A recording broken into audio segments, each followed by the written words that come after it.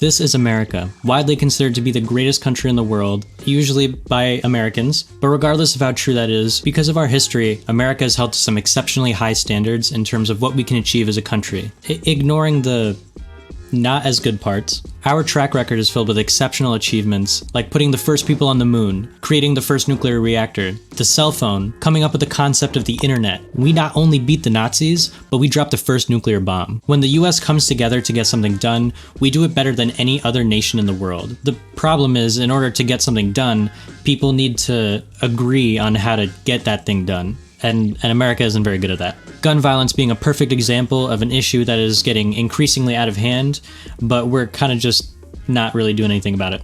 At least not as much as many people wish we were doing. There's two obvious approaches when it comes to gun violence. One approach being that we need to make stricter gun laws so bad people don't do bad things with guns. And another approach that says we need weaker gun laws so good guys with guns can stop bad guys with guns. You know, Second Amendment type shit. The second approach is obviously much cooler, but complex issues like gun violence need complex solutions. Laws actually regulating guns is definitely an important part of the whole equation, but it doesn't even address the root of why gun violence happens. So we are going to talk about other solutions, but first we're going to settle the debate over whether gun control even works. The best way to form an opinion on complex issues like gun violence would be to look at what the research has to say, you know, all the studies, facts and logic and all that. The problem is we don't have great research on gun policy and the effects that it has on gun crime. In 2018, the nonpartisan and nonprofit RAND Corporation had released a report in which they spent 2 years and $1 million analyzing thousands of studies related to gun policy and their effects. This was an attempt to compile the best research we have on the issue. Of those thousands of studies, RAND only found 62 that met their criteria for a good study, that being one that could establish a causal relationship, not just showing that there was a correlation. This list has been updated for 2023, now with an astonishing 152 good studies on gun policy. Nothing really that crazy. According to the head of RAND's gun policy initiative, Andrew Morale, the lack of thorough research creates this kind of fact-free environment in which people can cherry-pick any study that happens to support what their priors are on the effects of the law. Basically saying, we don't know shit. This doesn't stop people though from having extremely strong positions on gun control. So why are things like this? Well, the reason for our lack of knowledge here largely stems from the passage of the Dickey Amendment, which was passed through Congress in 1996. If you weren't aware, back in the early 90s, the CDC had been treating gun violence as a public health issue, and used government funds to conduct research on gun violence. This became an issue with gun lovers in 1993 when one of the CDC's studies found this. Keeping a gun in the home was strongly and independently associated with an increased risk of homicide. Virtually all of this risk involved homicide by a family member or intimate acquaintance. As a result, the National Rifle Association accused the CDC of being against guns, and with some convincing, got their friends in Congress to pass the Dickey Amendment. The Dickey Amendment was a provision to the 1996 spending bill which said this: none of the funds made available in this title may be used, in whole or in part, to advocate or promote gun control. Congress also stipulated that the CDC's $2.6 million budget used for firearm injury research be redirected towards research on traumatic brain injuries. Even though research alone is not political advocacy, there was no court who made an interpretation on what advocating or promoting gun control looked like. So ultimately, it was based on Congress's and the NRA's standards. And the result? Basically no more gun violence research. It wasn't until later on that criticism grew for the Dickey Amendment. With rising rates of gun violence, and especially the devastating Sandy Hook school shooting, many began to realize that the government needs to be involved in funding for gun violence research and how to stop it. Even the man the amendment was named after,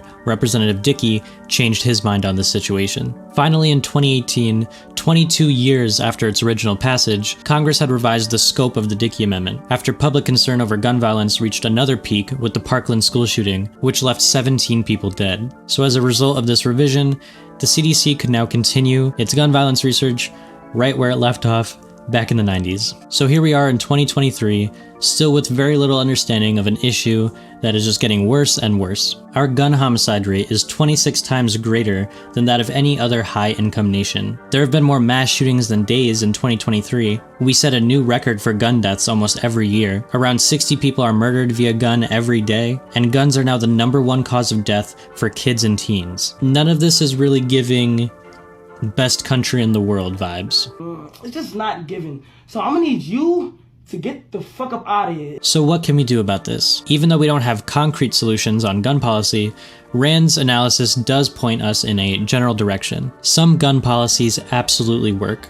These are the policies that Rand analyzed. Each one comes with ratings that indicate how strongly the research shows a direct effect of that policy on different gun-related outcomes. You may have noticed that most of the boxes say inconclusive or are just blank. This is because there's not even enough research to make a general claim about how these gun laws work. In Rand's analysis, this is how they defined different levels of strength for research. As a liberal, I was definitely disappointed at how seemingly little a lot of these gun laws do, and especially at the amount of inconclusive boxes. But it's important to note that even if a law reduced gun deaths by just 1%, that would save around 2,500 lives every 10 years. So when a law has research to back it up, and it's not infringing on the Second Amendment in any way, we should absolutely be supporting it and passing it in every state across the US. The only problem is defining which laws are actually good. But before we get into a good law, I want to cover one that really gets on my nerves, that being assault weapon bans. Assault weapon bans have taken center stage in gun policy discourse, and I really think it's hurting our ability to pass meaningful and effective gun policy. So that's why this section of the video is going to be dedicated to why we need to forget about them and leave them in the past. National support for assault weapon bans varies based on the poll you look at. It seems like most show support at around 50%, but a new Fox poll estimates that as many as 61% of voters support a ban on assault weapons. Even among Republicans, the party of gun lovers, support is relatively high at 36%. Yeah, if over a third of Republicans support assault weapon bans, I don't think that's a very good sign. Would banning guns like AR-15s really do anything to reduce gun deaths though? Well, theoretically no, and the research doesn't seem to think so either. According to Rand's analysis of all the studies we have on assault weapon bans, it is inconclusive whether or not they would increase or decrease gun deaths. Also mass shootings. On the chart it does say there's limited evidence, but that's because it's referring to high-capacity magazine bans, which were lumped in the same box. Those have slight research to show that they could reduce mass shooting deaths. It's important to note that the US did ban assault weapons at one point. Due to rising concerns over mass shootings, in 1994 Congress passed the Assault Weapons Ban of 1994. It was set to last 10 years and banned the sale, transferring, manufacturing, and importing of specific semi-automatic firearms, as well as large capacity magazines that held more than 10 rounds.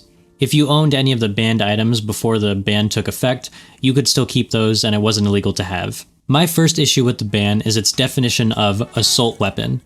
When it came to rifles, this is how Congress defined an assault weapon: a semi-automatic rifle that has an ability to accept a detachable magazine and has at least two of the following: a folding or telescoping stock, a pistol grip that protrudes conspicuously beneath the action of the rifle, a bayonet mount, a flash suppressor or threaded barrel designed to accommodate a flash suppressor, or a grenade launcher. According to a review of the ban by our National Institute of Justice, although the weapons banned by this legislation were used only rarely in gun crimes before the ban, supporters felt that these weapons posed a threat to public safety because they are capable of firing many shots rapidly. They argued that these characteristics enhance offenders' ability to kill and wound more persons and to inflict multiple wounds on each victim. Now, besides the grenade launcher part, which I think is already illegal or almost impossible to own, these features have literally nothing to do with the lethality of a gun. Starting with pistol grips, that literally just affects how your hand is on the gun.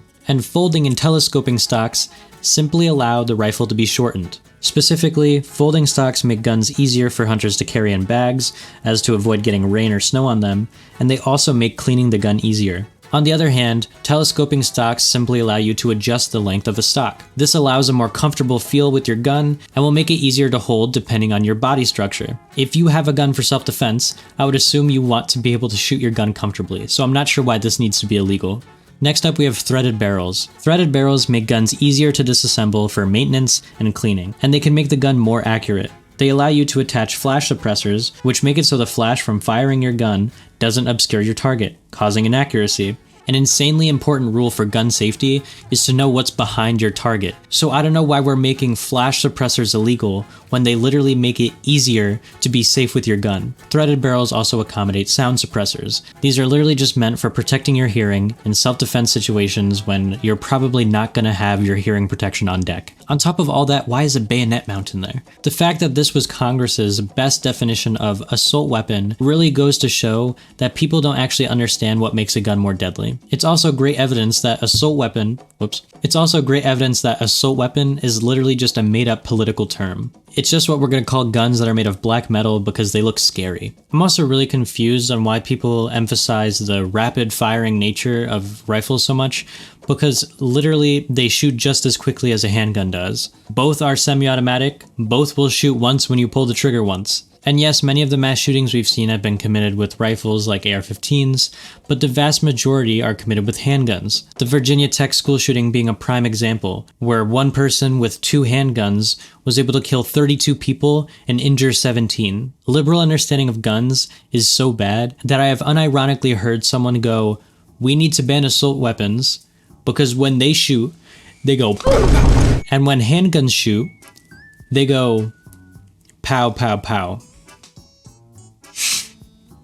That's not how that works. Anyways, the Institute of Justice report also said this. Other analyses found no clear ban effects on certain types of murders that were thought to be more closely associated with the rapid-fire features of assault weapons and other semi-automatics equipped with large-capacity magazines. The ban has failed to reduce the average number of victims per gun murder incident or multiple gunshot wound victims. One of the only positive outcomes from the ban was that in the short term there was a reduction in crime being committed with assault weapons. This was offset, however, by the increase in crimes being committed with still legal weapons. An updated version of this study further elaborated on the data, stating that the decline in the use of assault weapons has been due primarily to a reduction in the use of assault pistols, which are used in crime more commonly than assault rifles. There has not been a clear decline in the use of assault rifles, though assessments are complicated by the rarity of crimes with these weapons and by substitution of post-ban rifles that are very similar to the banned AR models. It's almost like, unless you ban all guns, people will just use different guns. To be fair to the ban, there were a lot of factors that limited its potential effects on gun crime. For example, it couldn't wipe out all assault weapons from the US, and if you already had one, then you could keep it. The experts say that it's too quick to make a definitive judgment on it, but due to how rarely these guns are even used in crime, I can't imagine that this would ever have a substantial effect on gun violence. According to Pew Research, rifles of all kind were used to commit just 3% of all gun murders, most of which aren't assault weapons. In comparison, handguns were used to commit 59% of firearm murders in 2020. Now again, the main purpose of the assault weapon ban was to address mass shootings. But even though the ban wasn't proven to reduce the total number of deaths or injuries in individual mass shootings, let's just say this were true. If this is your reason for wanting to ban AR-15s and other rifles like it, then we have to acknowledge that there's a clear bias in the type of gun deaths that you really care about. Mass shootings are awful, and we have far too many of them in this country. Kids should not have to worry that their lockdown drills are actually an active shooter event where a gunman is going around their school. I don't believe this should be happening in America, because unlike a lot of conservatives, I actually have a high standard for what we can achieve. But at the same time, we have to recognize that gun deaths from mass shootings only account for 0.1% of all gun homicides. And if you're not involved in instances of domestic abuse or gang activity, then there are like 80 to 88% less mass shooting situations that you could even get yourself in. If you want to ban AR-15s because it might save a couple lives out of the 0.1% of gun deaths, then why aren't you arguing to ban all guns? Why are you ignoring handguns? Because like I said, they were responsible for almost 14,000 gun homicides, while all rifles of all kinds were responsible for a couple hundred. And let's think about what groups of people are most affected by these gun deaths. The groups that we liberals are supposed to support and try to uplift. Even though black people only make up 13% of the population, they make up 60% of all gun homicide victims. And why is that? Because gun violence is incredibly concentrated in very poor urban areas with high inequality. Areas that are mostly populated by black people. I think you can guess why. And so since we should want black people to succeed, they should have all the tools necessary to do so. So if a black family wants to climb up the income ladder by starting a business, one of those necessary tools is going to be a gun, especially if they live in a poorer urban area. And just in case you think I'm being dramatic by saying that, newsflash, you're white as fuck, and you need to go talk to some people who don't live in the suburbs. So for a business owner, one of the best guns to defend your business is going to be some kind of rifle, probably an AR-15. Using the common 5.56 round with an AR-15 is going to give you greater stopping power than anything you can shoot with a pistol. The 3 points of contact you have with the rifle in your body also give you greater accuracy in comparison to a handgun. It's just simply easier to control and aim. You could argue that shotguns are better for property defense because of over-penetration issues, but when you go for the shotgun, you deal with added recoil, and if there are more targets and you're not an adept shooter, that added recoil could be a big issue. Again, it's just going to be easier to control and aim the rifle. There have even been real-life instances in which people have gone to defend their businesses with rifles. Take the LA riots, for example. During the LA riots, Koreans went to the roofs of their businesses with rifles to defend them, gaining the name Roof Koreans, a very clever name. They did so because they were being looted during the riots, and the police weren't doing anything about it. Circumstances that are very similar to what we experienced during the BLM summer and all of those riots, although when people defended their property with guns then, it was racist because white people did it. So the moral of the story, let's just stop talking about banning assault weapons. It's stupid, it doesn't do anything, and it's a waste of time. Now moving on to a gun policy with actual research behind it, and would probably actually save lives. And implement other policies such as universal background checks and so-called loophole closures. After reviewing the research, the RAND Corporation found moderate evidence to suggest that universal background checks decrease total homicides and limited evidence that it reduces firearm homicides. Among the studies meeting RAND's criteria, there were 6 on the impacts of universal background checks and their effects on total homicide. 2 studies found uncertain effects, 3 found that they decreased homicides in states where they were passed by 11 to 15%, and 1 found that they decreased homicides specifically in medium to large cities, but not so much in rural and suburban areas. That study found a 12% reduction in homicides in the cities where universal background checks were implemented, and of course after controlling for a variety of factors. So background checks are obviously effective, but they're even more effective when we add certain criteria to those background checks. For example, RAND found that laws restricting gun ownership from people who are subject to domestic violence restraining orders could substantially reduce total and firearm-related intimate partner homicides.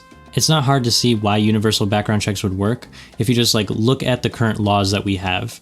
Currently, our federal law only requires background checks on guns that are purchased from licensed dealers. Licensed dealers being people who are engaged in the business of selling firearms. Private individuals who only make occasional sales of guns are not affected by this law, meaning they can sell a gun to anyone without any sort of background check, and if they commit a crime with that gun, oh well.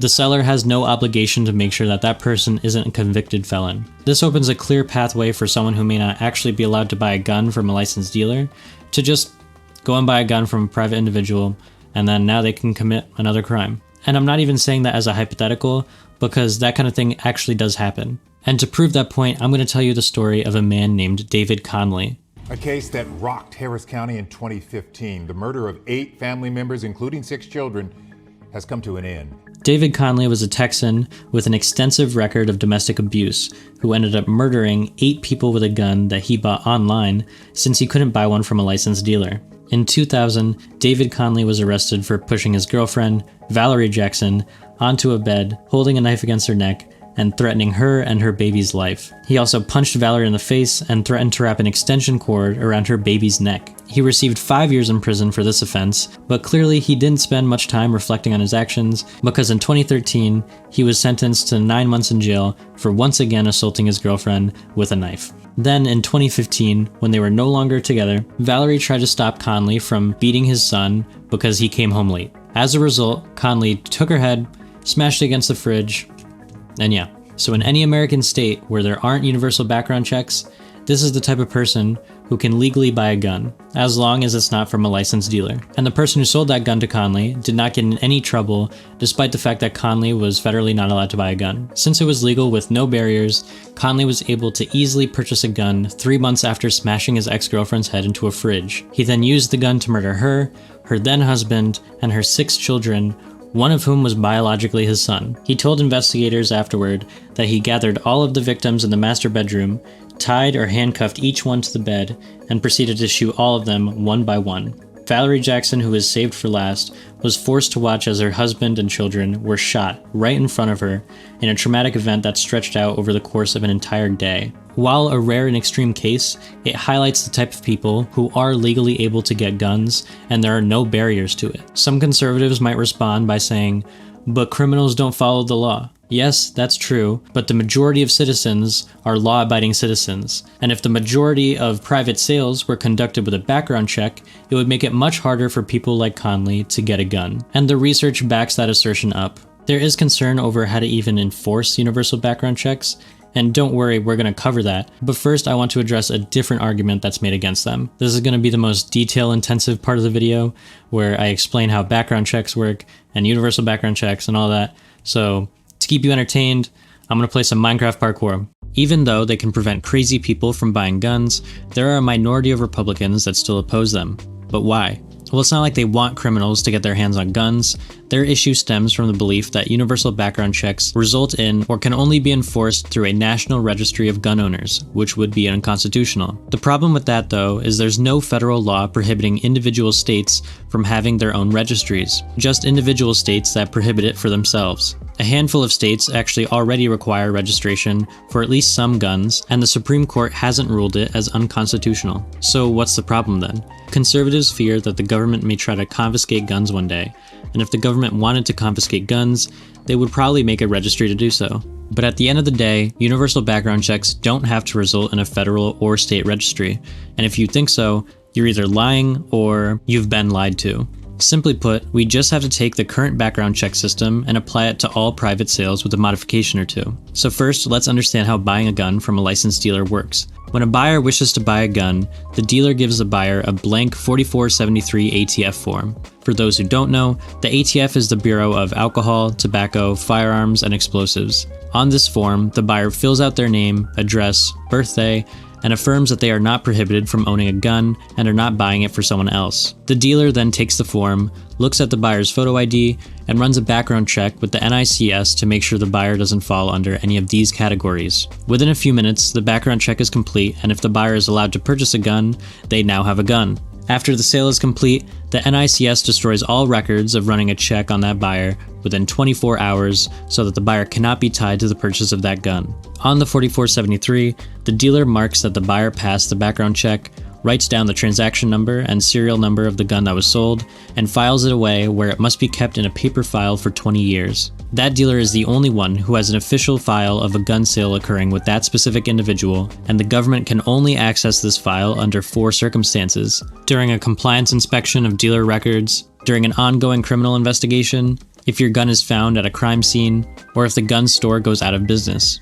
What if the ATF tried to illegally make a registry by collecting gun dealers' records? Well, the ATF is only allowed one in-house inspection of a gun dealer's records per year, and they aren't allowed to take records unless it's needed as part of a criminal investigation. Inspections are rarely performed this often though, due to the ATF's lack of staffing and funding. It would take 22 years to audit every dealer just once. This record-keeping system is purposely made to be incredibly inefficient, and that is specifically to prevent the creation of a national registry. This exact system could apply to private sales if we had universal background checks. So let's say you want to sell your guns. You arrange with the dealer you bought the gun from to perform a background check on whoever is buying your firearm. And if there's no problem, then the gun is sold. The NICS record of that background check is destroyed within 24 hours, and the dealer holds the only record of the transfer of your firearm. If for some reason you can't perform the check through the dealer you originally bought the gun from, a system could be created where you notify the original dealer that a different store is facilitating the transfer of your gun. The original dealer now marks on their records that you sold your gun with another store, so now in the case of that gun being used in a crime, it can still be traced to the owner. Unfortunately, 9 out of 10 traced guns from crime scenes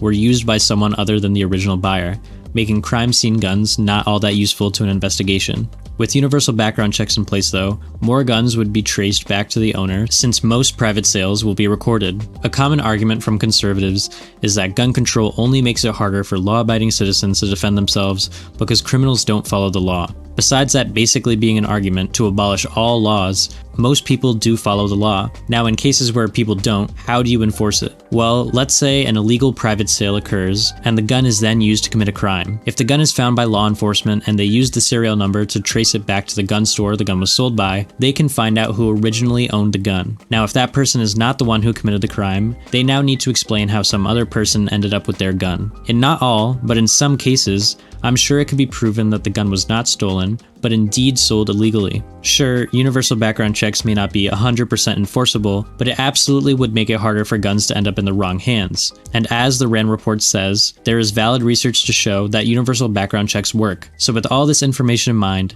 I don't see what reason you could possibly have for being against them. And if you are, you're probably a partisan loser. Hello.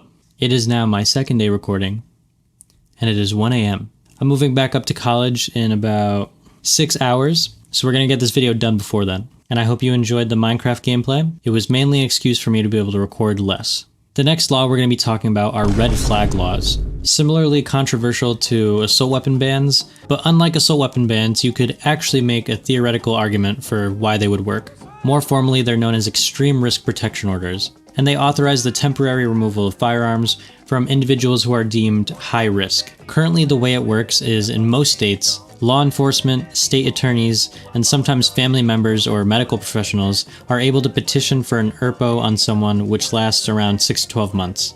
Typically, the person subject to the ERPO is able to request a hearing in which he can petition the order, and in my opinion, if we're going to go through with these laws, that should always be the case. There is another type of ERPO though that pretty much goes directly against that, and those are called ex parte ERPOs. The reason why red flag laws theoretically work is that we can look at individuals who seem like they're high risk for committing violence or killing themselves or some other not sane person activity. And so with an ERPO, you can temporarily remove that gun until that person is in a better state of mind. But basically the point is that this would possibly reduce gun homicides, gun suicides, and maybe even mass shootings. But what if a person appears to be an immediate threat, and if we don't act right now, then the ERPO may be useless? Well, that's where the ex parte ERPO comes in, because there is no due process for taking away someone's guns with this kind of red flag law. To slightly make up for that, these usually only last between 1 to 12 days. The main criticism of red flag laws in general is that issues could come up when people abuse them. So for example, let's say that we have an abusive spouse, and this spouse wants to put an ex parte ERPO on their partner. If the spouse can devise some kind of narrative in which a judge authorizes the removal of this person's firearms, then now that person is an easier target for their spouse. It could also be the case that we just take away someone's guns who wasn't actually a threat to anyone else. I personally believe that we should push for red flag laws, but obviously I would want to be very careful with how they're enforced. RAND currently finds inconclusive evidence on whether or not they're effective at increasing or decreasing gun deaths, but there is some individual state data that looks promising. So for example, in California, a 2019 review of 159 ERPO issues found that 21 involved someone who exhibited behavior suggesting an intent to perpetrate a mass shooting. A more recent analysis of 202 ERPOs from 2016 to 2019 also found that a significant number of them involved individuals who made threats towards others and who made threats of mass shootings. Even though the evidence isn't concrete on them yet, that doesn't necessarily mean that the law does nothing. It could just mean that there hasn't been enough research done. I do believe in the concept of red flag laws, so I do support them, but only if they're implemented very carefully. And for the sake of appealing to gun owners, I think we should just not even talk about ex parte ERPOs. Because I don't want to go into insane detail for every single law that RAND found research for, we're going to quickly go over the remaining that were on RAND's list, just for the sake of time. Otherwise, we'd be here for like 3 hours. First up, we have child access prevention laws. This is the most well-researched of all the gun control policies listed, as RAND found supportive evidence to show that they reduced self-inflicted firearm injuries, reduced firearm homicides or assault injuries among youth, and unintentional firearm death and injury among youth. If you're against preventing kids from accidentally killing themselves, then I don't know. Second, we have waiting periods. Personally, this wasn't a law that I expected to do much, but according to RAND, waiting periods of 7 days or shorter were found to have moderate research, suggesting that they reduced total homicides, actually making waiting periods one of the more well-researched laws. The main pushback against them that I've heard from conservatives is that like, oh, what if in these 7 days I really need a gun? I feel like an easy solution could be made where we have exceptions for people who think their lives are in danger, and they get that exception from their local police department. Because to be honest, if you really need a gun that bad and you're scared for your life, you should probably get police involved anyway. Now for the third law. Federal law prohibits people in these categories from purchasing a firearm. We don't have laws, however, that attempt to confiscate guns that people under these classes may already own. Laws that allow states to do so, when combined with prohibitions associated with domestic abuse, have moderate evidence to show that they decrease firearm-related intimate partner homicides, and limited evidence that they reduce overall intimate partner homicide. I couldn't cover everything, but in the description will be links to every single piece of information that I've mentioned. So now that we've talked about all these gun laws individually, let's address the question of what would happen if we had all of these laws in effect across the entire country. Answering that question is kind of difficult, but the best insight we're going to get is going to be from experts. And we can find out what experts think by once again looking at RAND's website. RAND has a gun policy expert opinion tool where it shows you how any combination of gun laws would affect the country based on the opinions of experts who favor more strict gun laws and experts who favor less strict gun laws. Obviously, the specific implementation can be argued, but these are the laws that I would say need to be passed for a perfect world in terms of gun policy in America. There are a few extra laws in here that we didn't specifically name, but based on what we know, they just kind of make sense and they're not really controversial. Like expanded mental health checks, having to report a lost or stolen firearm, and making it illegal to attempt to purchase a firearm if you're prohibited from owning one. If we had all of these laws in place, these are what the effects would be according to experts. Starting with those who favor weaker gun laws, even they think that these gun laws would work. Based on RAND's survey, they estimate a 13% reduction in homicides across the US, an 8% reduction in mass shootings, an 8% reduction in accidental deaths, and a 15% reduction in firearm suicides. In contrast, experts who favor more strict gun laws give an estimated 37% reduction in gun homicide, a 25% reduction in mass shootings, a 16% reduction in accidental firearm deaths, and a 36% reduction in firearm suicides. Now, for argument's sake, let's even meet in the middle. Firearm homicides would decrease by 25%, mass shootings would decrease by 16.5%, accidental firearm deaths would decrease by 12%, and firearm suicides would decrease by 25.5%.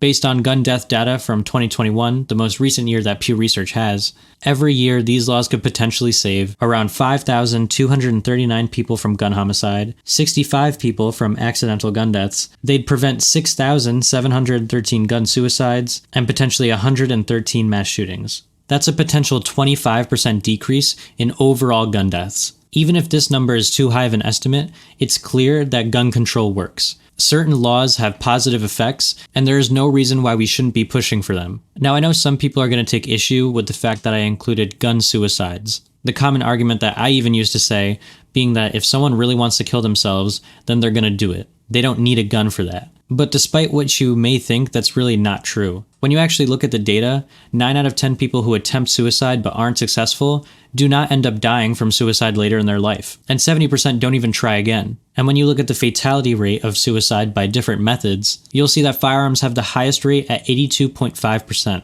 So just logically speaking, if we could just reduce the number of people attempting suicide via gun, there would objectively be less suicide deaths. If you can't at least see the value in being able to decrease gun suicides, then I don't know what to tell you. You're just a partisan hack and you're unwilling to listen to any other opinion. And don't say you can't infringe on my rights because of what other people may do with their guns, because none of the laws that I advocate for and the way that I advocate for them in any way restrict your Second Amendment.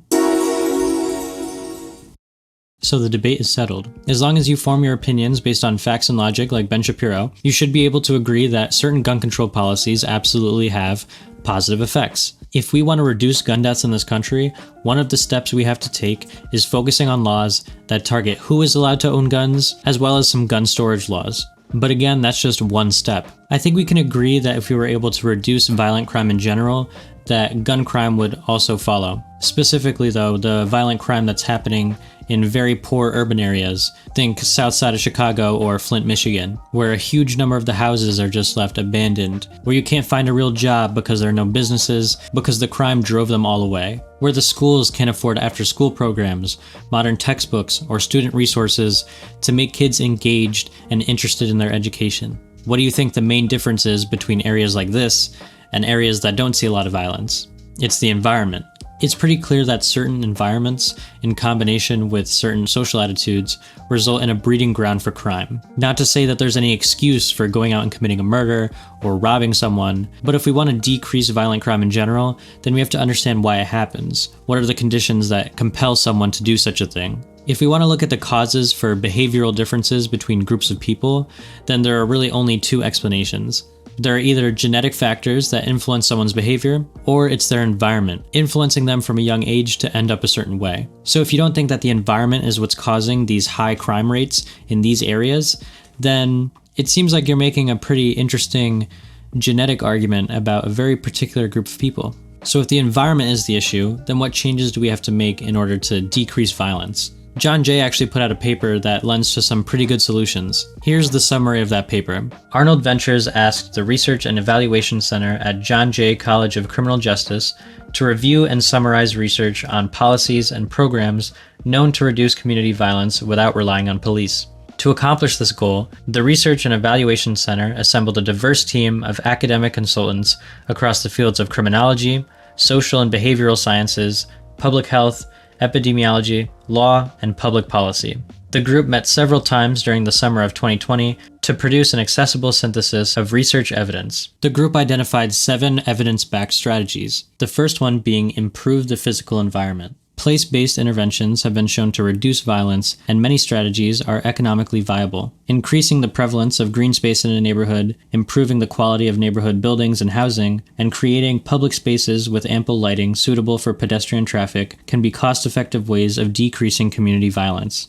Another approach that's mentioned is engage and support the youth. Young people, especially young males, account for a disproportionate amount of community violence. Any effort to reduce violence must involve a special focus on youth. A specific area where they've taken this approach with success is Danville, Virginia. Danville is a black majority city in Southern Virginia with a population of approximately 42,000. In 2016, it had the state's highest per capita homicide rate, largely driven by gang-related violence. The city implemented a variety of community-centered programs to build trust in high-violence neighborhoods and prevent violence among at-risk youth. Since 2016, crime in Danville has dropped drastically, specifically homicide, which dropped 50% from 2016 to 2020, the year with the most recent data. Another area that's engaging the youth to decrease crime is Chicago. In a study that looked at the effects of a program called Becoming a Man, participation in the program among youth reduced total arrests during that intervention period by 28 to 35%. It reduced violent crime arrests by 45 to 50%, as well as improving school engagement and increasing graduation rates by 12 to 19%. Chicago also saw success from summer jobs programs, in which youth involvement in violent crime dropped by 43%. The John Jay article also points to strengthening nonviolent social norms, as well as strengthening peer-to-peer relationships. A good way to strengthen anti-violence social norms is to just generally increase social cohesion. According to the Brookings Institute, a significant body of evidence demonstrates that social cohesion and feelings of belonging to a neighborhood are associated with lower violent crime rates. Research has also found that increasing the number of spaces for informal contact between neighbors is linked to greater sense of safety for people in urban areas. Clearly, this kind of approach is vital in terms of decreasing gun violence. And if these kind of measures were implemented across the country, it could possibly save as many lives as gun control would, if not more. And the fact that no one really talks about this kind of approach when they're talking about gun violence is kind of a sad reflection of how we treat politics in this country. Most people tend to treat politics as entertainment, an opportunity to make the other side look dumb with your superior arguments. And while arguing is definitely fun, when we engage in politics simply to be an opposing force to what the other side has to say, it definitely clouds our vision and does not help us find the best solutions to problems that we face in this country. Yes, certain gun control works and it is effective, but now we need to start focusing on why gun violence happens in the first place. Because the truth is, our country does better when everyone is doing better. By rebuilding broken communities, we can get more kids from those areas turning into productive members of society. And when that happens, we can spend less tax money on policing because there's less crime, our workforce and economy grows, and we'll have more people going into the real world and making a positive impact. If you like this video, please remember to leave a like and subscribe with post notifications to boost this video in the algorithm. Also, consider checking out my Patreon, which has several membership tiers ranging from $3 to $15 a month. Making videos while being a college student is difficult, and supporting me in this way will help me make more videos like this one more regularly. All my socials are linked in the description. I hope to interact with you guys there, and with that, thanks for watching.